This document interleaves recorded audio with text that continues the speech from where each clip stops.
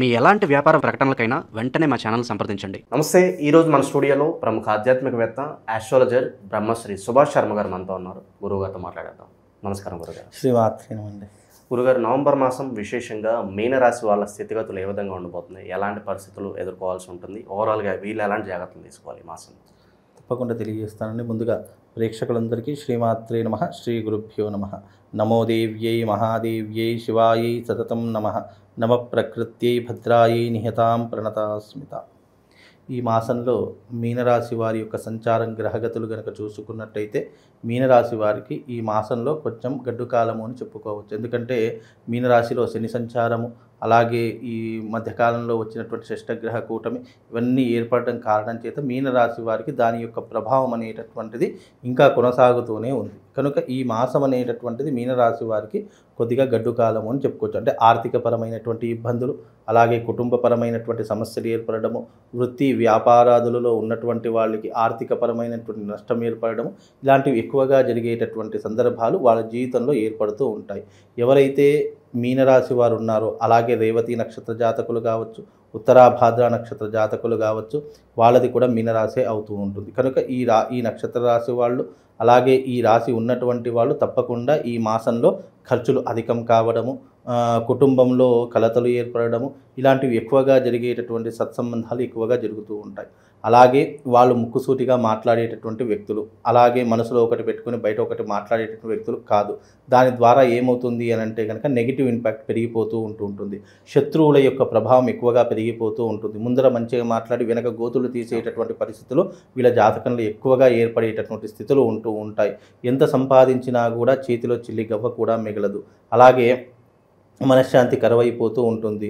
సరిగ్గా నిద్ర పట్టదు. ఆలోచనలు ఎక్కువగా అవుతూ ఉంటాయి. విపరీతమైనటువంటి ఆలోచనలు పెరుగుతూ ఉంటాయి. ఇలాంటి ధోరణులన్నీ కూడా మీనరాశి వారి యొక్క జాతకంలో ఈ మాసంలో ఏర్పడుతూ ఉంటాయి. అలాగే విపరీతమైనటువంటి కలలు పడటం జరుగుతుంది. భయాందోళనలు పెరిగిపోతూ ఉంటాయి. వృత్తి వ్యాపారాదులలో ఉన్నటువంటి వారు ఎవరైతే ఉన్నారో వాళ్లకు తీరనటువంటి ఇబ్బందులు ఏర్పడేటటువంటి సందర్భాలు ఈ మాసంలో ఈ యొక్క మీనరాశి వారి యొక్క జాతకులకు ఏర్పడుతూ ఉంటాయండి. ఓకే. ఇక వ్యాపార పరంగా ఎలా ఉంటుంది? ఈ టైంలో ఇన్వెస్ట్మెంట్స్ ఆపేస్తేనే బెటర్ అంటారా? ఎంతకాలం తర్వాత మళ్ళీ అది రెజ్యూమ్ చేసుకోవచ్చు అంటారు? ముఖ్యంగా మీనరాశి వారికి ఖర్చులు అధికమవుతూ ఉంటాయి అని చెప్పాను. ఖర్చులు అధికము అనేటటువంటిది ఎలా ఉంటుంది అంటే కనుక అవి శుభకార్యాలకు కావచ్చు, లేదా ఏదైనా ఆర్థికపరమైనటువంటి లావాదేవీలు ఇన్వెస్ట్మెంట్లు కావచ్చు, లేదా ఏదైనా కొనుగోలు చేసేటటువంటి విధానంలో కావచ్చు.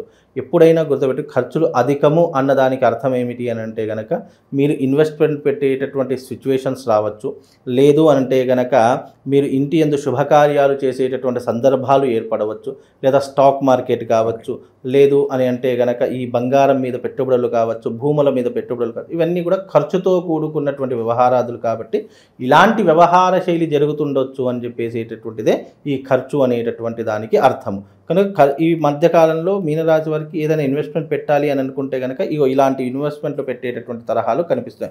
ముఖ్యంగా స్టాక్ మార్కెట్లో పెట్టవచ్చు, అలాగే భూములు కొనుగోలు అమ్మడానికి కావచ్చు, దాని మీద పెట్టుబడులు పెట్టవచ్చు, మరి ముఖ్యంగా బంగారం మీద పెట్టుబడులు పెట్టవచ్చు. ఇలాంటి ఏదైనా పెట్టుబడులు పెడితే తప్పకుండా ఇప్పుడున్నటువంటి సిచ్యువేషన్లో ఫర్దర్గానైనా కూడా మంచి రాబడి వచ్చేటటువంటి అవకాశాలు ఈ పెట్టుబడుల విషయాల్లో కనిపిస్తూ ఉంటాయండి. స్థానచలనం కలిసి వస్తుందంటారు? ఎటైనా ప్రదేశం మారాలన్నా, లేకపోతే కంట్రీ మారాలన్నా కూడా బాగా ఉంటుందా? ప్రస్తుతానికి స్థానచలనం అనేటటువంటిది అయితే ఏమీ లేదు. వీళ్లకు ఉన్న దాంట్లోనే సరిదిద్దుకోవడం చాలా ఉత్తమం. ఇప్పుడు ఉన్న ఉద్యోగంలో కంటే మళ్ళీ కొత్త ఉద్యోగంలోకి వెళదామని అనుకుంటే అక్కడ ఉద్యోగం సరిగ్గా దొరకకపోవడంతో పాటు సరిగ్గా జీతభత్యాలు కూడా ఇచ్చేటటువంటి పరిస్థితులు ఉండవు. అంటే ఆర్థిక పరిస్థితి అనేటటువంటి మెరుగుగా లేదు కాబట్టి ఎక్కడికి వెళ్ళినా కూడా వీళ్ళకు అంత ఆపర్చునిటీస్ అనేటటువంటి అవకాశాలు అనేటటువంటివి అంత సరిగ్గా దొరకవు.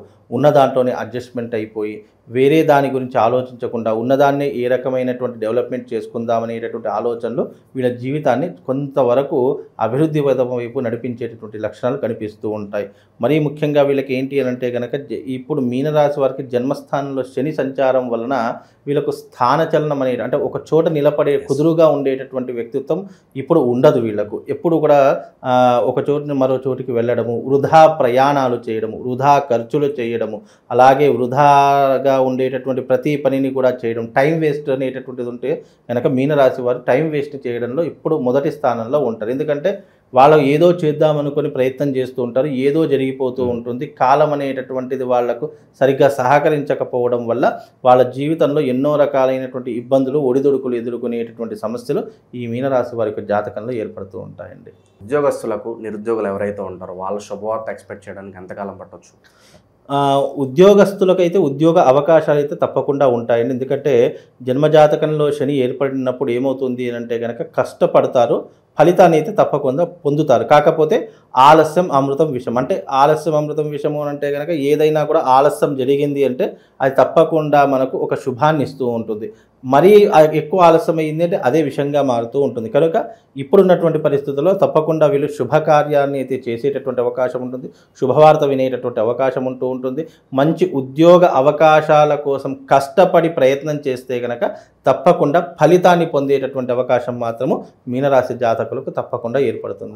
ఇక ఓవరాల్గా ఎలాంటి పరిహారాలు బాగుంటాయి అంటారు గురుగారు? మొదటి 20 రోజులు మనకి నవంబర్లో కార్తీక మాసం ఉంది. విశేషంగా ఎలాంటి పరిహారాలు ప్రజెంట్ ఉన్న గ్రహస్థితి బట్టి వీళ్ళు చేసుకుంటే బాగుంటుంది? ముఖ్యంగా మీనరాశి వారికి ఏమిటి అంటే గనక పరిహారం ఏదైనా చేసుకోవాలి. జన్మజాతకంలో శని ఉంటుంది కాబట్టి వాళ్ళు కరంగలి మాల ధరించుకోవడం. కరంగలి మాల ఎందుకు ధరించుకోవాలి అని అంటే కనుక 2 విషయాలు చెప్తాను. ముఖ్యంగా నెగిటివ్ ఇంపాక్ట్ నుంచి బయటపడడానికి, అలాగే ఆర్థిక పరంగా బలాన్ని పుంజుకోవడానికి, కుటుంబ సమస్యలు ఏవైనా ఉంటే వాటిని మెరుగుపడడానికి, మనల్ని కంట్రోల్ చేసేటటువంటి ఒక యంత్రం ఏదైనా ఉందంటే అది కరంగలి మాల అని చెప్పుకోవచ్చు. అంటే కొన్ని వస్తువులలో ఉన్నటువంటి శక్తి ఏ విధంగా ఉంటుంది అంటే కనుక మనిషి యొక్క భావోద్వేగాలను తగ్గించేటటువంటి ప్రభావం ఎక్కువగా ఉంటుంది.